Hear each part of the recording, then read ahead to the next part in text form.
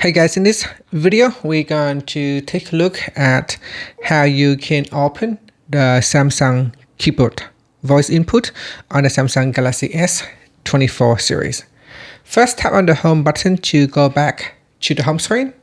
Then from the home screen, swipe down at the top and then tap on the settings icon. Next, in the settings page, we then scroll down and tap on General Management.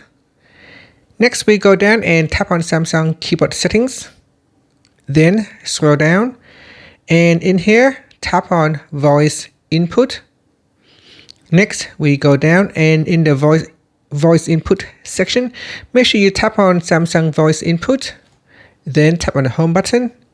Next, open up your Samsung keyboard from one of the apps. So here I'm going to open up Notes and this will bring up the Samsung keyboard. At the bottom corner here, if you touch and hold that, if it is showing the keyboard icon, you want to touch and hold on that and then select voice input. This will show the microphone icon. Then you tap on the microphone to open the Samsung voice input, as you can see right here. And I'm going to go down and then tap on the microphone again. This is Samsung voice input.